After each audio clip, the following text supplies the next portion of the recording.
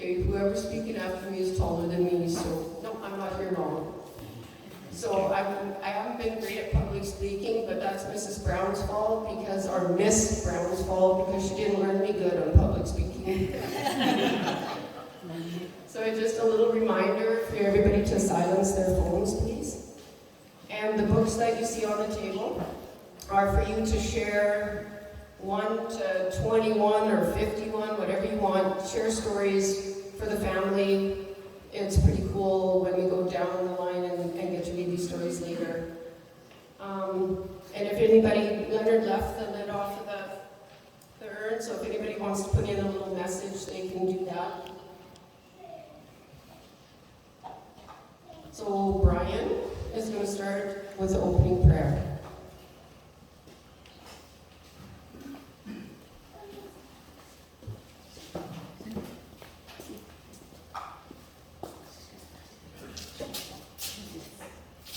Hello. I hate being up here. It's Miss Brown's fault. I can't remember the first teacher I had. That was in Steelman, maybe. But anyways, thanks everybody for coming. We just appreciate you coming to see Dad's last hour, I guess. And the day, I think it was the day before or the day of, I'd gone to visit him. He had been kind of in a sort of a semi-coma. Coma. That's the word. See, I'm starting to remember, forget stuff. And I just felt, what do you say, somebody that isn't looking at you and they've got their eyes closed. So I just kind of felt to sing a few songs to him, which I don't sing in public. In the shower is fine, but that's about it. And but not in front of people. I'm just not there. And did that, and then said, I bet he'd like to hear some scripture. So I read that and read a few. She asked me to share what I read in that day, and I'll do that after we speak. And just bow our heads in prayer. And we just give you thanks, Lord, for joining us all together here, and just to honor Dad. And yeah, that's what we're here for, Lord, just to know you and know your presence here. In Jesus' name, amen. So I'll just read those. Cindy's the boss, so everybody be. I just kind of felt, I didn't know what he liked, but I knew he had liked the first one I read him was Psalm 23, and most people know that. And it's King James. I bought this Bible just shortly after we got burnt out back in the early 80s. And it's a gooder. Psalm 23, the Lord is my shepherd, I shall not want. He maketh me to lie down in the green pastures. He leadeth me beside the still waters. He restoreth my soul. He leadeth me in the paths of righteousness for his name's sake. Yea, though I walk through the valley of the shadow of death, I shall fear no evil. For thou art with me, thy rod and thy staff, they comfort me. Thou preparest a table before me in the presence of mine enemies. Thou anointest my head with oil, my cup runneth over. Surely goodness and mercy shall follow me all the days of my life, and I will dwell in the house of the Lord forever. And the next one just sort of followed right after that, Psalm 24. I don't know why I felt to read this to him, but it did. The earth is the Lord's, and the fullness thereof, the world, and they that dwell therein. For he hath founded it upon the seas, and established it upon the floods. Who shall ascend into the hill of the Lord? Yeah. Or who shall stand in his holy place? He that hath clean hands and a pure heart, who hath not lifted up his soul unto vanity, nor swore deceitfully. He shall receive the blessing from the Lord and righteousness from the God of his salvation. This is the generation of them that seek him, that seeketh thy face, O Jacob. Salah. Lift up your heads, O ye gates, and be ye lifted up. Yea, on ye everlasting doors, and the King of glory shall come in. Who is the King of glory? The Lord strong and mighty, the Lord mighty in battle. Lift up your heads, O ye gates. Even lift them up, ye everlasting doors, and the King of glory shall come in. Who is this King of glory? The Lord of hosts, he is the King of glory. Salah. And that Salah is an old word meaning just stop and think about it. Just comprehend what the word is saying. And the last one I read was Psalm 100.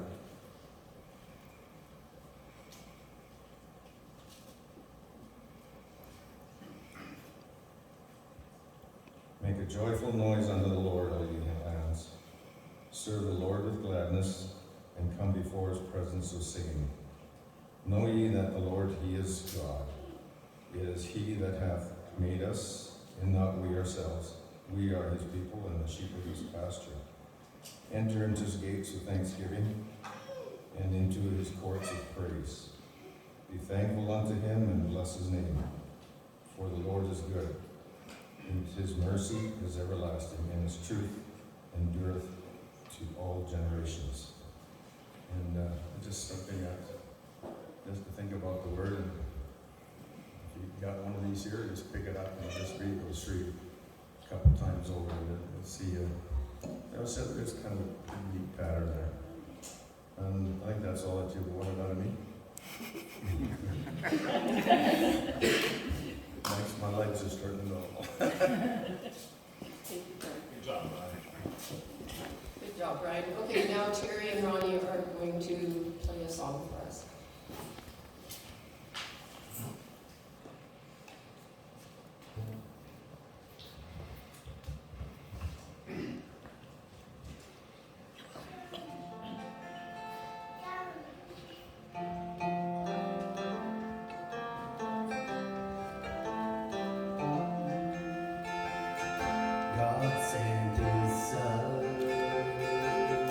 They called him Jesus. He came to love, heal and forgive. He lived and died to buy my pardon. An empty grave is there to prove my Savior lives. Because he lives, I can face tomorrow. Because he lives, all fear is gone. Because I know he holds the future, and life is worth the living just because he lived. How sweet to hold a newborn baby and feel the pride and joy he gives. But greater still, the calm assurance this child can face uncertain days because he lives. Because he lives, I can face tomorrow. Because he lives, all fear is gone.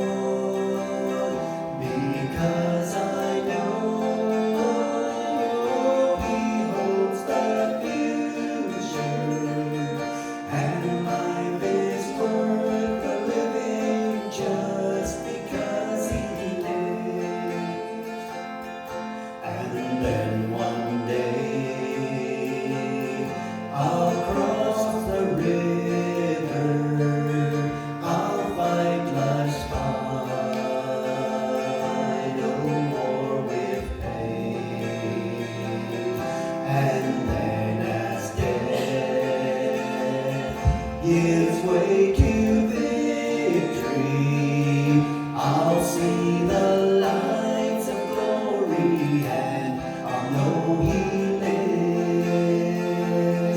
Because He lives, I can face tomorrow. Because He lives, all fear is gone. Because I know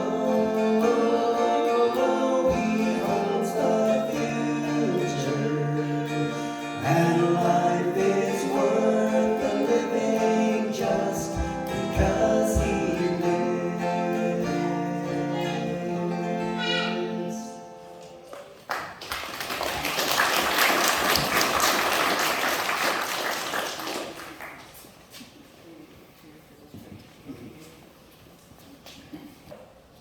Okay, you guys ready for this? I'm not. So when I talk about Uncle George, I'm talking about Randy's Uncle George, not my Uncle George. So Randy and Gordon and I were talking to Uncle George, and the information that he provided us was overwhelming, but in a very good way. George said, I have extra information about Jake, but, sorry, that wasn't about Jake, it was pre-Jake. And we said we wanted to hear it anyways.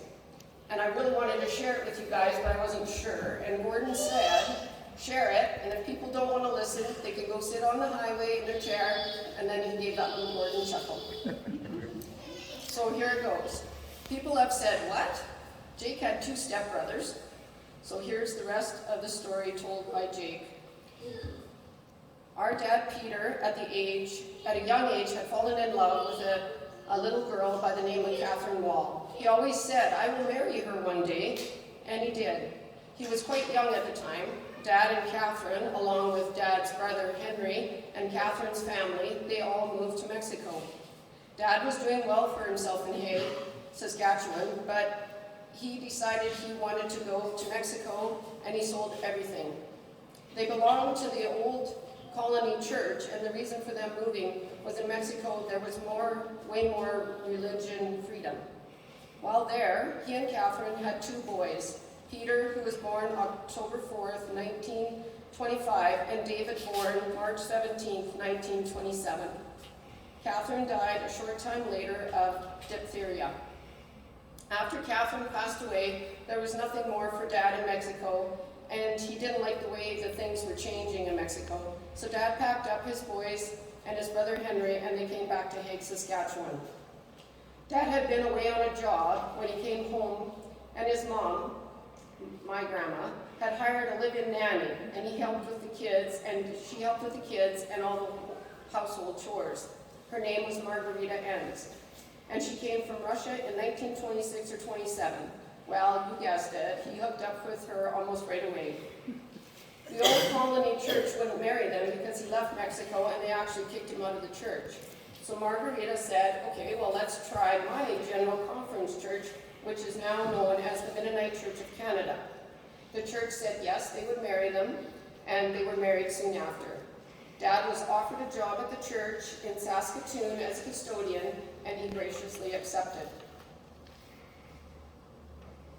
So like I said, we've all done our best to get the dates of when and where Jake lived, but you all know Jake, and you know what a challenge that's been. So Jacob Peter Bartsch was born on his Uncle John's farm just south of Hague, Saskatchewan on July 24th, 1930 to Peter and Margaret Bartsch. Jake has 6 siblings, his half-brothers Pete and David. Jake was next in line, then Helen, George, Marge, and Tina. We just found out about David, so if all of you could please add his name to the memory card. David passed away at the age of 3. They believe his cause of death was they were on a train ride, and they think there was something in the water, and he passed away from the drinking water. Tina passed away at a young age also. She was 2. George recalls that Jake would rock Tina in her little wagon that she slept in. He was way more tolerant than I was at this duty. Jake always talked fondly of his little sister. Jake loved to tease, but it was always in a good, fun way. Jake was taught to box by a teacher in his younger days so he could defend himself from the bullies, and he got pretty darn good at it. When Jake was 11 or 12, he and his family moved from Hague, Saskatchewan to Sardis, BC. The reason for the move was because of the droughts, and many people were starving out at this time. No crops, no work. Many farmers would load as many as they could into a vehicle and go to southern Alberta and find work for themselves. Margarita's family lived in southern BC and told them to come there to find work. So they packed up and moved to Sardis. They only stayed there for the fall and winter of 1941 or 1942. George remembers how very deep the snow was that year. George said his dad, Peter, didn't like it there. It was too Mennonite for him. Peter and his family spoke Low German, and the town was High German, which he felt was a step up, and in other words, too snobbish for Peter. Peter was much happier around English and Low German speaking people. So in the spring of either 42 or 43, they moved to Pitt Meadows, BC. Here they bought 10 acres of land. George explained the reason they got a good deal on the place was because there was a couple trees leaning on the house, and he believes that everyone was afraid if they tried to cut them down that they would fall into the house and they would be left with nothing. They weren't afraid, and they purchased it and started up their own dairy farm. While they were there, the kids went to 3 different schools, and the reason for this was many of the schoolhouses only had 2 grades in them, so they moved to schools often. Moved often. Does that sound like a Bartsch? Jake completed grade 8 while in Pitt Meadows, and Ann Kay remembers he got his driver's license right after that. In 1945 or 46, they packed up and moved from Pitt Meadows to Patricia, Alberta. The reason for this move is because Margarita was in so much pain she could hardly walk anymore. She couldn't dress herself. Peter had to help her with everything. And one day her doctor said, "You have to move to Alberta. It is dry there. It is too humid in southern BC for you." They were in Patricia for 3 months, and Margarita was already 90% better. Jake told us the story that he had to ride in the boxcar with the cows. He always talked about how scared he was when 2 hobos snuck into the same boxcar he was in. He said he was afraid they were going to steal his boots. So he milked a cow and shared the milk with them in hopes that it would keep them from hurting him or stealing his boots. He was so relieved when they finally got up and carried on their way and left the boxcar.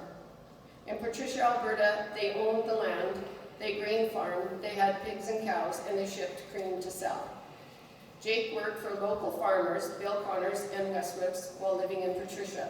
He did a lot of horseback riding, for it was the only means of transportation while he lived there. And that wasn't a hardship for Jake because he loved to ride. You know, I've known Jake for 40 years and I never once saw him on a horse. George said that Jake loved most animals and had a real knack for training them. In 49 or 50, Jake and his dad went to Sydney, Manitoba to look for land. Jake used the car that they drove to Sydney in as part of payment for the land that he bought for himself. Jake stayed behind and built a shack to live in, while his dad rode back on the train to retrieve the rest of the family from Patricia. So this is interesting to learn. The reason why they left Patricia, Alberta was because no one spoke German in southern Alberta, and Margarita didn't speak a word of English. Many women went there to their house to try and communicate, but she just couldn't learn the language. The boys weren't sure when she finally did learn. George said she wasn't an outgoing person, and she was a loner. They had no connection to a church and no one to associate with, and she was lonely and felt isolated. So on the trip back to Sydney, George was the lucky one this time that got to ride in the boxcar, but he didn't experience any hobos. He just traveled alone with the cows, the horses, the dogs, the cats, the chickens, and all the equipment. The family lived on Charlie Wright's farm, which was only a half a mile away from the place that Jake had purchased. George said when they were growing up, they had their share of differences, like most brothers do. And we would be fighting, and our dad always told us, "You guys just figure it out for yourselves." And it took a bit for me to realize that Jake was bigger and stronger than me, and he put me in my place. Jake apparently played the field and had girlfriends here and there, so says George. Stephen shared that as a teenager, his dad loved mountain climbing. He had an Indian motorcycle before he was married. He liked outdoor sports, and he was an avid hunter. Steve also remembers a story that his dad would pick up coal with his team of horses and then sold it in town, and that was how he would help make a living. Jake shared this story with Stephen a while ago. He said as soon as he seen Dorothy, he fell for her. He went to her mom and dad and asked if he could date her. He drove up with a team of horses, and Mr. Rempel liked his black horse.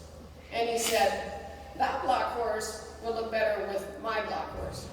So there was a little bit of horse training going on for Jake to be able to date Dorothy.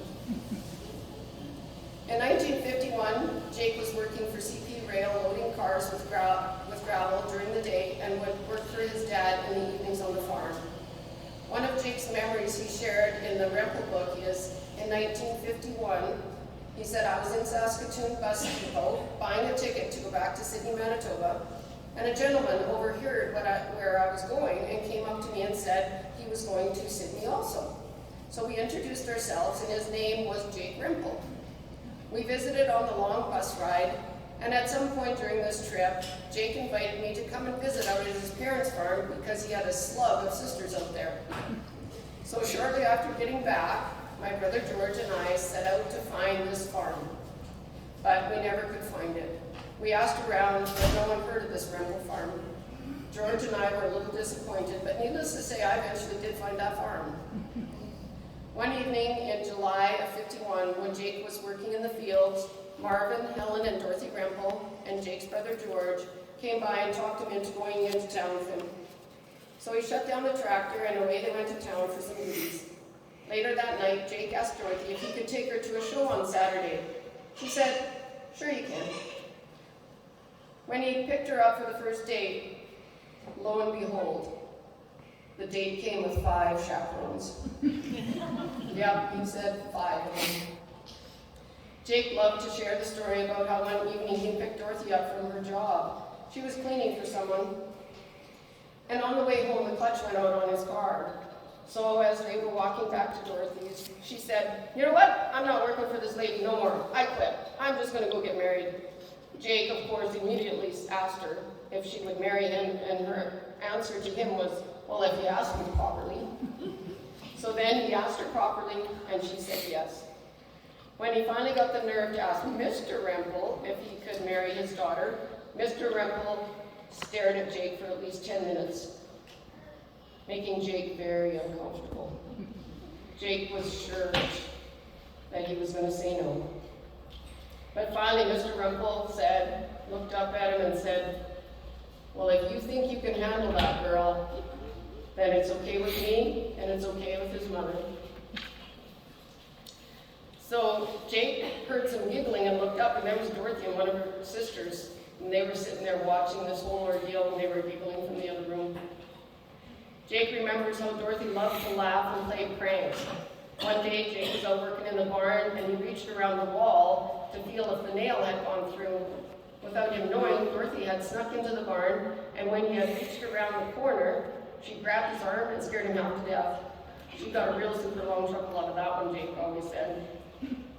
Jake and Dorothy were married on October 28, 1951 in McGregor, Manitoba.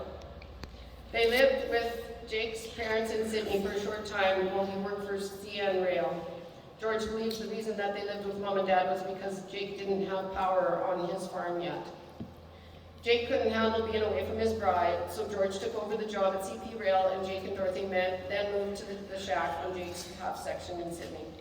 Jake told me that's when Jake went home and started his building his family. So in Sydney, Saskatchewan, they were on a farm, another farm, and then Jake said, this is when our lives of moving began, and Dorothy said, this was the beginning of our adventurous lives together. Jake always talked about back in the 50s, you couldn't buy a job in Manitoba, so we moved from town to town chasing the jobs. They were in Austin with Dorothy's folks. They were in Portage La Prairie, still chasing work. this is the very first driving job that he got, and he hauled dirt to help build the airport in Portage la Prairie. In '53, they were back in Sydney, and Stephen was born there. And apparently, Stephen was telling us last night that he was very sick, and they didn't think he was going to make it, and they had to send him to Winnipeg. And he was there for 7 days, and they had no medical, so Jake had to sell his herd of cattle. And when the doctors, they couldn't figure out what to do, and on the way back, I don't remember, Stephen, where you said which hospital or a doctor, they stopped and talked to him, and they said just get him on straight cow's milk, and he was fine. So with having no cows and stuff, they ended up moving again. George said Jake's horse traded a truck for a car, and his trading skills, and this is exactly how George said it. He said they went on and on and on through the years. And he laughed, he said, I couldn't keep up to them all. And the big one George does remember the most was in 1961, when Jake moved to Portage la Prairie, we horse traded around and around and around until eventually myself and Kay owned Jake's half section in Sydney, where we lived until we retired just a short few years ago. And from there he went to North McGregor, and from there they went to Steelman, and then from there they went to Kisby, and then from there they went back to Stoughton. So Brian shares a few stories of his favorite memories with his dad in Stoughton. And the first one is when he was training horses with him. He said that was always a very special experience. And the other is when he was 5 or 6 and he got to be riding around in the Ultra oil tanker truck with him. Brian also added when in Stoughton, many times Dad worked away from home and we wouldn't see him for days. While he was away, it was up to his kids to do the chores that he had previously taught us how to do, which involved training horses and milking cows. While in Stoughton, Brian said, Mom and Dad had 3 or 4 crop failures in a row with only one good one, but the good one wasn't enough to get by, so Dad sold the farm and they moved again. Dad was always following a lead on a new job. He was mostly following the oil patch, and the owner of RE Line Trucking, Richard Line, would send Dad to places to hire drivers and open up branches for the company. From there, they went to Hazlet. We were talking about friends with Ivan last night, and he said, us boys, we learned just to be friends with each other because every time we had to move, we would leave friends behind, or we didn't even have time to make friends. And then they're back to Stoughton, and then Jake sold the farm in Stoughton because he heard there was a job as a postal worker, and he didn't go check it out first. He just packed up the family, and away they went, only to find out there was no jobs. So I always am curious on Dorothy's reactions to all these moves, but knowing Dorothy and her easygoing ways, she probably just went with the flow and knew it would always work out. In 1966, they were in Hazlet, then Hague, then Oak Lake, where they stayed on Rampton's farm, and he worked in a feedlot. In Hague, he tried working in an underground potash mine, but he just couldn't handle being underground. In 1972, Jake and Dorothy came to Buick Creek area to visit Dorothy's brother Jake and his family. Jake fell in love with the country, so he immediately staked 5 quarters, because Jake just does everything like that, right? And promised Dorothy a new house. It rained for 3 days and 3 nights while they were there, so needless to say, when they went to head back to Carberry, Manitoba, their car couldn't ford the Blueberry River. Thank goodness for Thiessens. They loaded the car onto their hay wagon and pulled it across the river with the tractor, and they could carry on their way. From Carberry, in Carberry, Jake and Dorothy, Brian, Steve, and Dennis all worked in the Carnation food plant. Gordon did a lot of the chores at home, and Ivan worked at Carnation's feedlot. Then they were in Macklin Trucking. Aunt Kay teased Dorothy that she was running out of names for the boys because when Carl was born, the doctor's name was Thomas Carlton, So Dorothy just flipped that, and it is Carlton Thomas. So in 1973, back to Colville on the farm, and then Colville in town, and they owned their house in town, and of course, they didn't stay there. Ivan bought their house. And then Ivan had to move on to Beachy. 1970, I'm just tired of just reading all the moves he's had, you guys. Can you imagine? I just think of Dorothy when I'm doing this, like, wow, I don't think she probably ever got totally unpacked.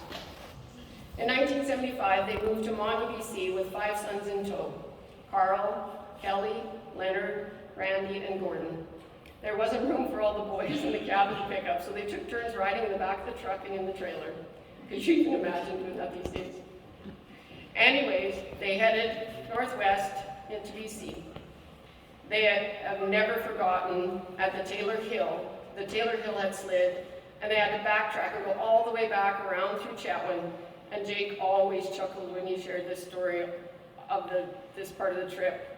Because as they were going over the Pine River Bridge, Randy started yelling, "Mom! Mom! Don't look now!"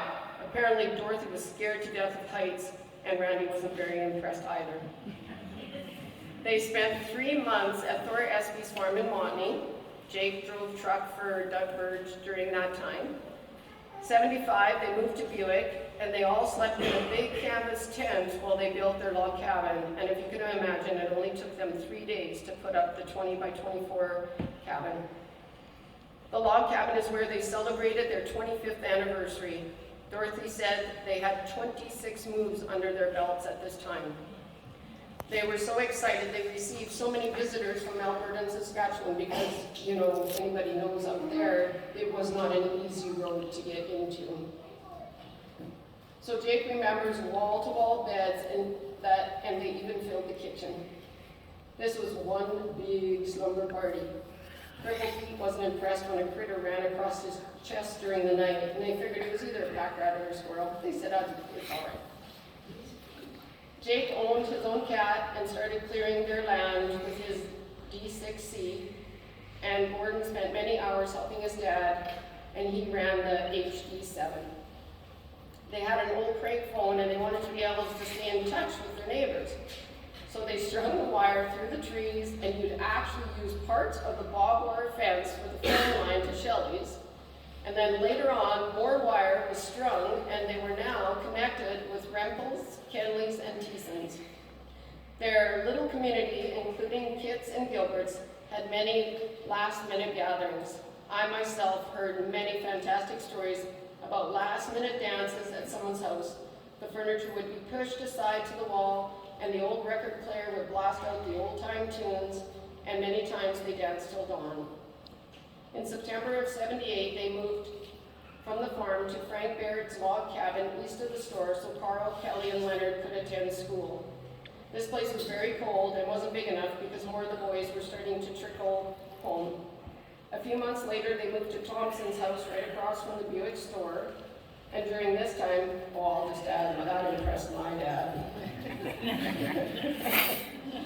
During this time, Jake built a road from Hilltop Ranch to their driveway at the farm, because before this road was created, they had to access their farm by coming in through Mile 81 off the Alaska Highway, past Teeson's, past Kenley's house, then across this rickety bridge with no sides, and it was on a slant, and if it was muddy, it was a challenge.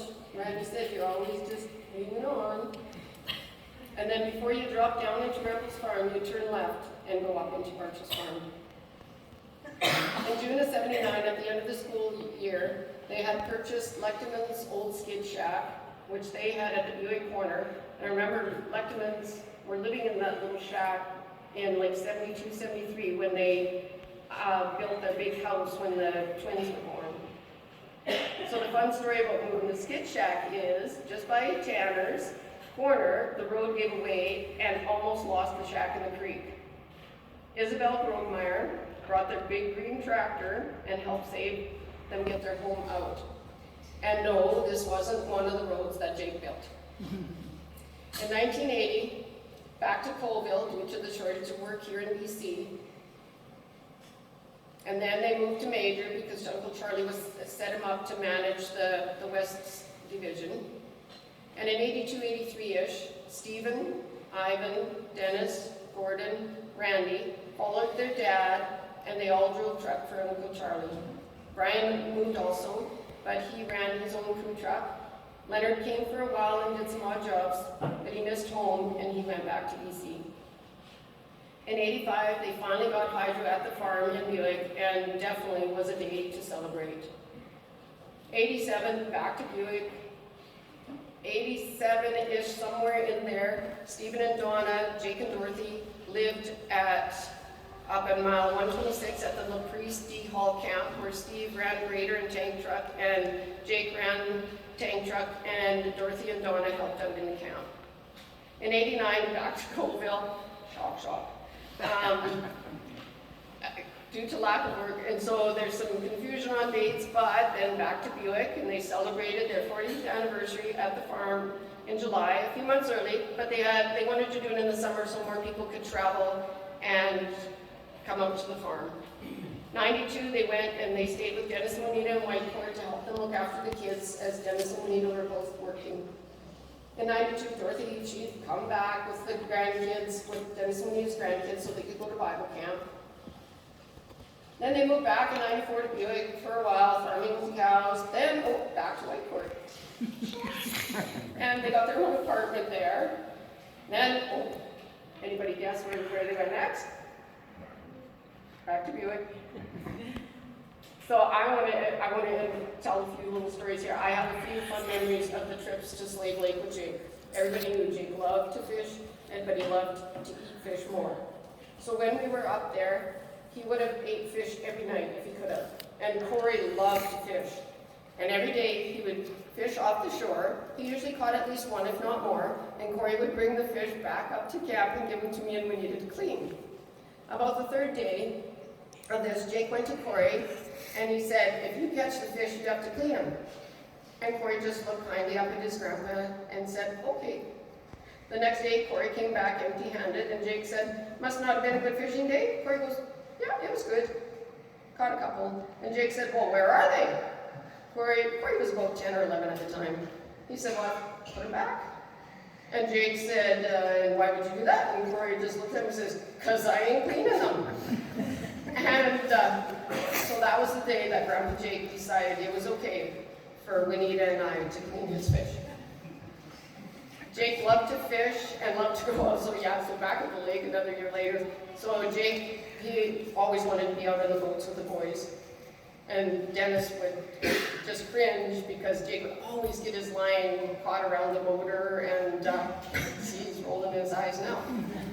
And, but the one, probably first time he's ever slept in, and he literally missed the boat. And he pouted for a long time, because we didn't really have cell phones and stuff that we could call out and say, come and get Jake, right? So the next morning, every morning after that, when it didn't matter, Jake would be sitting on the hitch of the boat trailer. He was never going to be left behind again. So in 2002, they were back to Whitecourt, and Dorothy finally got her new home. It was set up in the yard of Dennis and Juanita's, but unfortunately Dorothy didn't even get to unpack, and she passed away in October of 2002. So there's a whole bunch here that we gotta get together and figure out, because we're all over the place with this. Jake went to Dawson with Kelly and Tammy, where he met Marge, and then they moved back to Whitecourt in his trailer, and then they went to Marge bought a house in Dawson, and then they went to Hythe, and then they went to Vanderhoof, and then they went to Chatwin. I could be watching here now. And unfortunately, Bartsch passed away when they were in Chatwin. So Jake again was on his own, he went to Leonard's, Ivan and Faye's, Hildegard's in Vermeer, Ivan and Faye's was in Liddon. And then he went to 100 Mile House with Kevin and Kristen. And Jake there at the time of his life. He so enjoyed raising his llamas, and he had regular goats, and he had mini goats, and he had chickens and cows. He was in seventh heaven. And then from there, you know, his itchy feet, back to Leonard and Sweepies, and Jake started building his own little house there. But before he was done, he was on the road again. I think Willie Nelson wrote the song On the Road Again just from watching Jake's life, just saying. So then he was in Peace Villa, and then he didn't like the meals there, so he went into Peace Lutheran apartment so he could cook for himself. From there, Keith and Christina, Sherry and Dave, and then he went into the hospital for a few months while we waited for a room for him in the care home. So Randy wanted to share this memory of his dad. Randy, do you want to read it? Okay, I'll take that as a no. My most memorable memory that I can remember is when Dad came home from work and saying, Dorothy, load up those kids. We're going on a road trip. Gotta go see my sister in Saskatoon. So we'd usually get there late in the evening, and they'd expect us to go straight to sleep. Sure, we'd go to bed all right, but not sleep for several hours. We would lay under the covers and visit with each other. Other times would be when I'd get to go riding in the tank truck with Dad. He had the best coffee and lots of cream and sugar. I was hooked on coffee. And those sandwiches. My mouth still waters thinking of them. Thank you, Mom. I remember one of those times riding with Dad. One day while he was loading and unloading, I had time to explore around the pasture. I pulled my shoelace out of my shoes and I'd go snaring gophers. I caught a good dozen that day, he says. At the end of the day, we were really tired and didn't think much of it. And then, oops, next week, Dad's truck began to have this horrible smell about it. The truck had these long tubes that you put your hoses into, which Dad never did use. Yeah, you got that. Yeah, that's where I stash my cache of gophers, and you guys can figure out the rest. Thank you, Dad, for sharing your knowledge on so many things, especially on helping me make my career as a trucker. So Jake had moved 3 times from 1930 to 1951, and at their anniversary, like I said earlier, they moved 26 times at their 25th anniversary. Now we have at least 50 more added on the list, and we know we're missing a few. He would have rocked it working for a moving company. Jake was a hard worker, dedicated and reliable employee, and always provided for his family. Jake loved to read his Bible and his Western Horseman magazines. Jake's jobs consisted of railroad, cowboy, horse trainer, and horse whisperer, cat skinner. He cleared land and built roads, logged for marshals. The job he did the most was trucking, and he was the father of 9 boys. In the later years, he always regretted not being there for his wife and boys, but at the time, he did what had to be done. Jake was happiest when he was around his family and friends. He always loved when Dwiggs or Teasons or Shelley's, Remples. No, I shouldn't have started that because I'm afraid I'm going to miss somebody, but know that Jake always remembered every one of you that came to visit him. Jake loved bringing his grandkids out to the farm so that he could put them to work and pick some rocks. Jake will be missed by his 8 sons and their wives, 26 grandchildren, and 24 great-grandchildren. Jake, you deserve to go rest high on that mountain.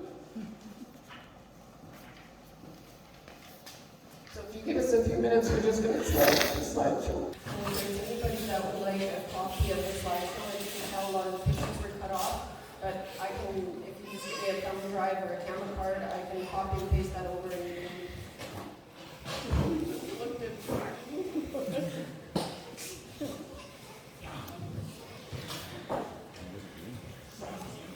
Okay, now is when we want to call upon you guys to share some stories with us.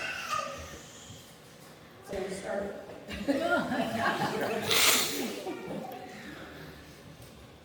Okay. I probably shouldn't tell this one, Dad, but I was telling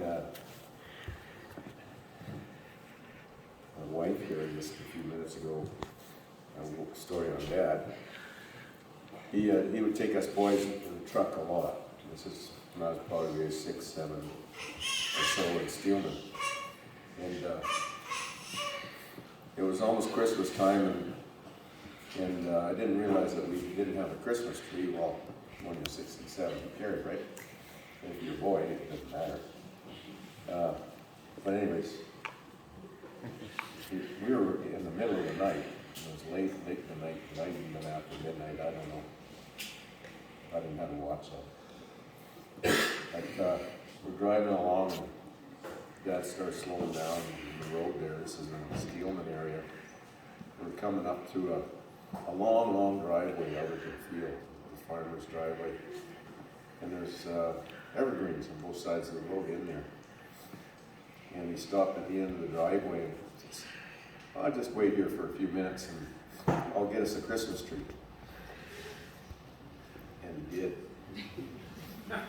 He was gone for about 15 minutes or so, I guess. And out we come, dragging this here treetop. And at that time, I didn't know where he got it. Or, you know, that might have been somebody else's tree. Anyways, he was quite, how do you say it? Ingenuity. He was crafty. Yeah, something like that. Yeah, I don't know. I can't think of any more, but there's a pile of them in there. Hi, I'm Sherry Austin. I am Carl Bartsch's ex-wife. And Jake lived with us for a couple months just before he went into care home with me and my husband. And just want to share my first memory of Jake. It's a funny one. There's a couple inappropriate things in here, but I'm going to say it. So my first memory of Jake was when I was introduced to Jake and Dorothy. Back in 1999, I woke up one morning to feed my daughter Kylie, and Carl says, my parents want to meet you. I said, okay. And he said, now, they're at the restaurant across the street waiting. And I said, okay. So I'm like, what? We rushed and we got there.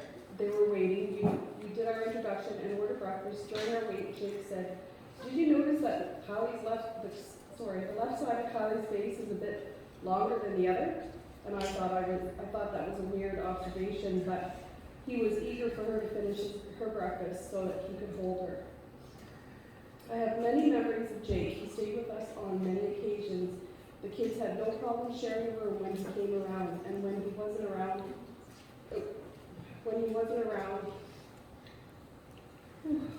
him and I would chat.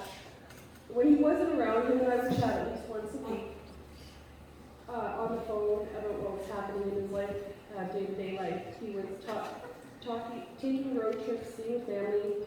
He would talk about the wildlife he's seen on the way, and he really enjoyed living with Kevin. He seemed so alive when he was there.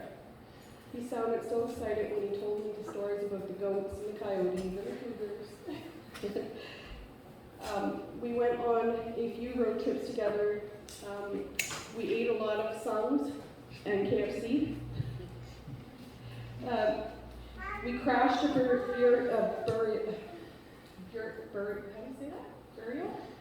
We crashed a burial that he was told that he couldn't go to, and we crashed it.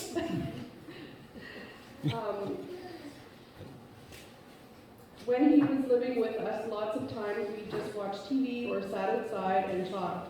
He had many stories to tell. He loved the kids, and they loved him. I'm a foster parent, by the way, if nobody knows, and I've always had lots of children in my house, so he just loved the kids. Especially little Gia, who's right here.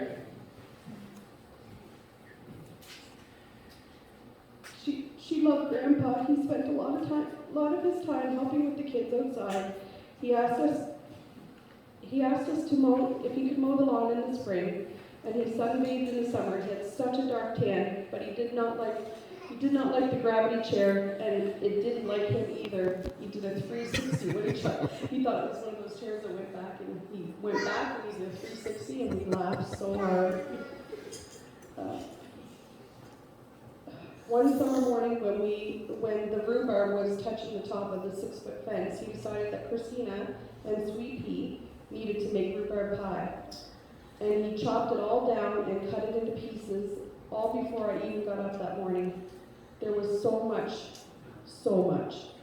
And we bagged it all, and I had no room in my fridge or freezer for any of it. Christina made that rhubarb pie though, and he was so happy. He loved his family, especially his boys. His biggest regret was not spending more time with them when they were little. He hated goodbyes. I can see him now standing, waving with a sad face and a tear in his eye. Goodbye, Jake. My friend, we will love you and we will miss you forever. One was before I found out I was pregnant, I was sick for a week. And I was telling Jake that I didn't feel good. He was like, yeah, I don't feel good either. It's a really bad flu going on. He's worse than I was. So a little while later, Dorothy's like, you should really go to the doctors. I was like, okay. That was after I passed out. I was like, man, this is a really bad flu. Jake has it too. We better find out what it is. I went to the doctor, found out I was pregnant, came back. It was a miracle. Jake was cured. He also lived with us for a little bit. And we had just brought him back up from Cheltenham. So he was really down and out and sad. Winter came, and we bought this roof rake, because he figured the snow's too heavy. So we went and bought this roof rake. Like, oh, okay, what's going to happen here? He cleared the roof off our house. Then he went to everybody else's house, cleared off the snow for them. He was a very happy man for 2 weeks. So Grandpa lived with us for, 6 or 8 months, and we really got to know him. But the thing that surprised me about him is he had just come from Kevin's then, and he had been working on the farm, helping out and stuff. And I took him in for an EKG, and he took his shirt off, and they stick all this stuff all over him. And man, he looked like an orangutan. Like, he had muscle on top of muscle. Like, the guy at 88 years old was stronger than anybody I've ever seen. And in that one picture, Tony's arm wrestled him, and he beat Tony at 18 years old. He was still so strong. And I remember picking rocks with him, and the size of the rocks he would pick up and throw in the back of that old blue truck were just crazy. Like, a normal person would have brought a tractor over or something. He'd just grab it and throw it in the truck. And I just always remember how strong he was, and it was sad at the end where he lost a lot of weight and he was starting to look frail. And I'm kind of glad he's back somewhere he can be strong again. Quite a bit when they came and stayed with us a couple of winters to babysit our kids. The kids were pretty little, and we had it the best because Dorothy would cook and Jake would teach the kids math because Tara was terrible at math. And he was like really smart and taught the kids really well. And we were really happy to have them stay with us for the 2 months or 4 months of the winter because we worked and they stayed and looked after. It was great. Yeah, and that's what they did. They helped out all the time. So, thanks, Grandpa. I did forget to thank Bailey. I know she's not here, but Bailey's the one, we got the pictures and the songs picked, and she put that all together for us. So I would make sure to thank Bailey. I remembered when we lived in Stoughton, us kids got to know horses pretty good. And with the truck driving and stuff like that, most of us have been or are truck drivers. And our neighbors, a couple of old bachelors we got to know really well, they gave us horses. Like, these were quarter horse, standard bred cross. Yeah, no horses, those are, this tall, seems like anyway. And only thing we had to do was break them. And Dad would put a horse on the lunch line and circle it. This was a stud horse, 5 years old. He got him fixed, but still, he was still a magnificent animal. And out of a patch line there at Trotters. And I think he was what he said, he figured about 17 and a half hands high. And tall, nice tall horse. Put on a lunch line and he'd throw me or Steven, I don't know if Steven got on him. Dennis, did you? On that lunch line, go around and around and around. And one day he said, oh, it's time to, let him loose. It was winter time. Went over to the pasture and he threw me on the back and just had hackamore and bareback. And said, okay, take him out into the pasture. And the pasture dropped down into a long slough, and there was about 3 feet of snow in it. And it was probably 1/8 of a mile, 1/3 of a mile or something. And that was the fastest ride I've ever taken. He just took off at a gallop. And here's me just hanging on to the mane. And we got across the big long slough and up on a ridge, and then all of a sudden he decided to slow down, so I was able to stop him, and I slid off him and then walked him back.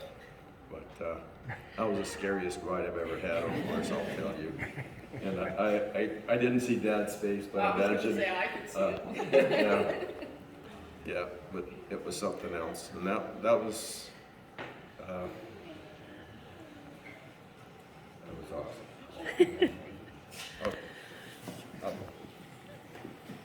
So when the Bartches moved across from us at the store, like I said, Dad was pretty impressed about that. So I remember the one time Dennis worked for Tompkins, and of course Bartches didn't have a phone, so Tompkins would phone the store, and I'd have to walk these messages over for Dennis. And every time I'd go, Jake would drag me into the house. And then he'd say, sit down and have coffee. I'm like, no. Like, I was very shy then. It's like, yeah, imagine that. I was shy back in the day. Anyways, and Dorothy would say, Jake, for goodness sake, let the poor girl go. He was insisting that I was going to be with one of those Bartsch boys. And I was like, heck no. But I got the pick of the litter.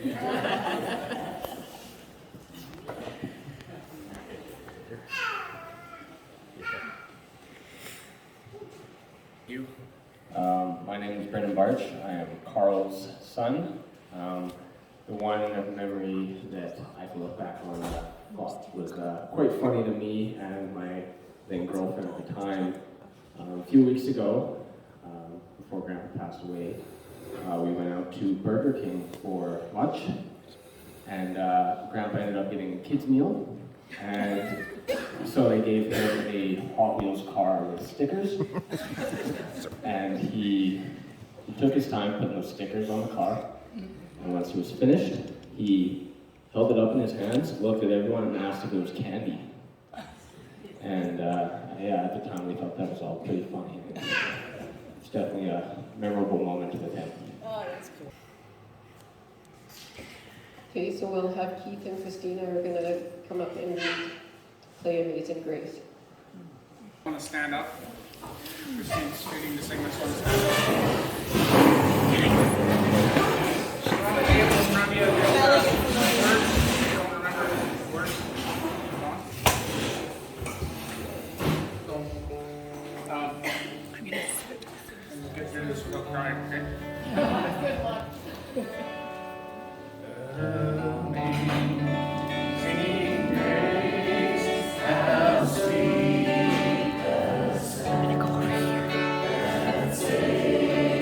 How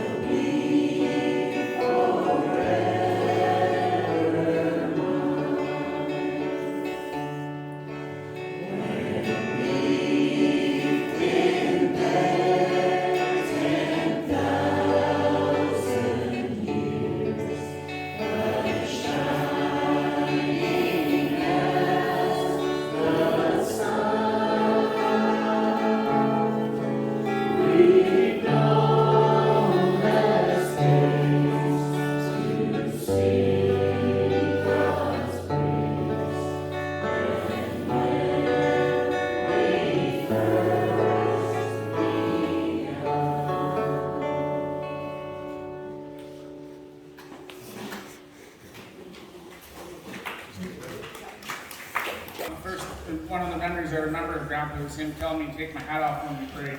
So I'd like you guys, if you don't mind, to take them off. Just in respect for that. I'm just going to say a final prayer for today. Thank you all for coming and remembering Grandpa.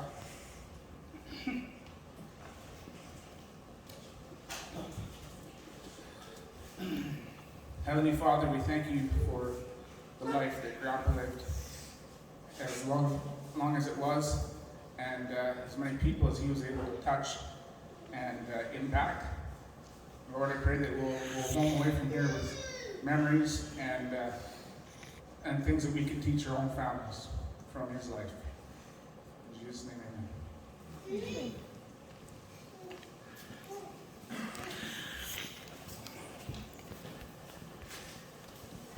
So for the family, if we like to get family pictures, and so everybody else can just mingle, the coffee is over there.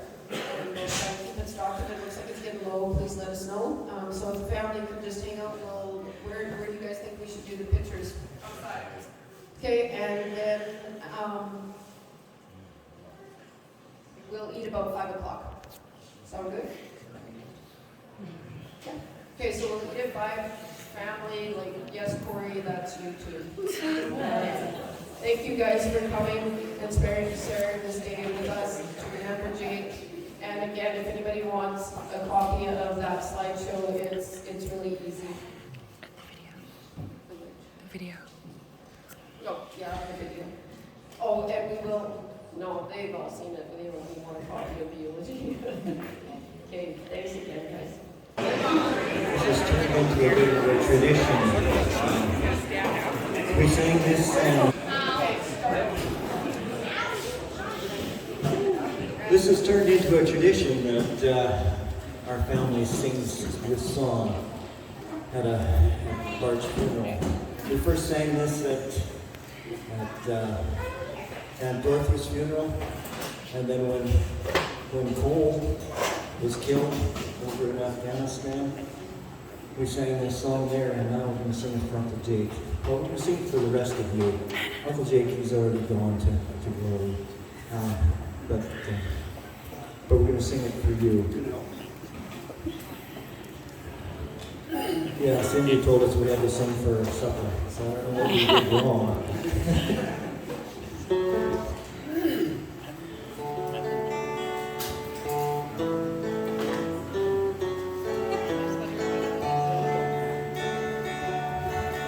When I was but a boy in days of childhood, I used to play till evening shadows come.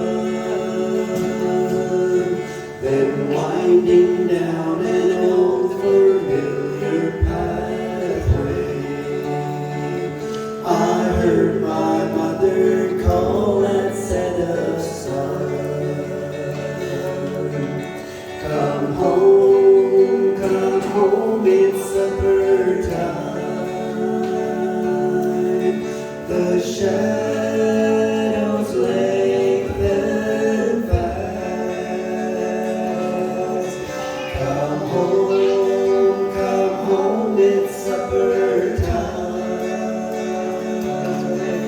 We're going home at last. One day beside her bedside I was kneeling, and angels' wings were winnowing the air. She heard the call for supper time in heaven, and now I know she's waiting for me there. Come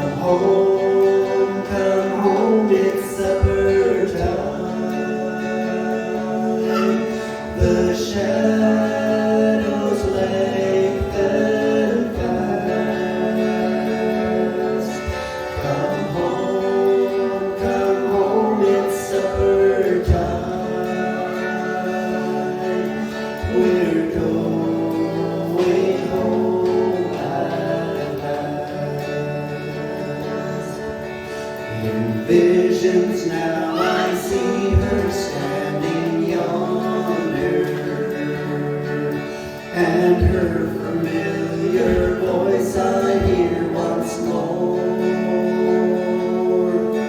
The banquet table's ready up in heaven. It's supper time upon the golden shore. Come home, it's supper time. The shadows lengthen fast. Come home, it's supper time. We're going home at last. We're going home at last.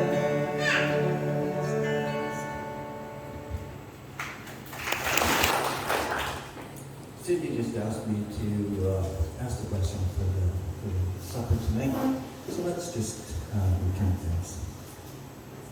Heavenly Father, I thank you for this time that we can gather as family. We can support each other in a loss, but at the same time, it's a glorious homecoming for Uncle Jake as well.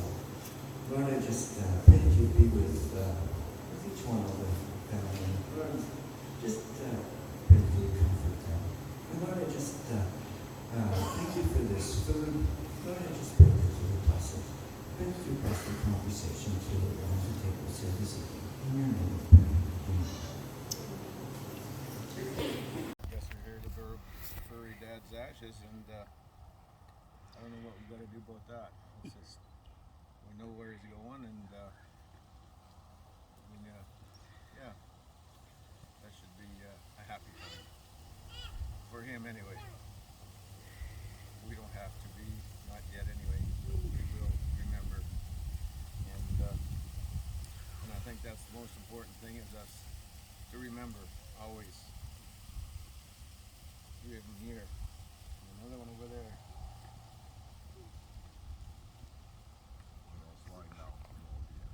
Yep, we're all here. So let's ask the Lord to bless them and keep them. Just thank you, Father, right now in Jesus' name for those that have been left behind. We know where Dad is, and we know where he's going to be for the rest of eternity. And yeah, so long, Dad.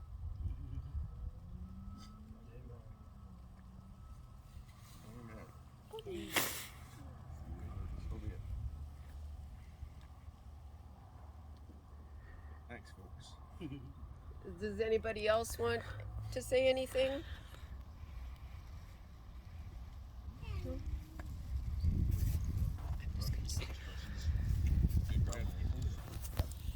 Okay.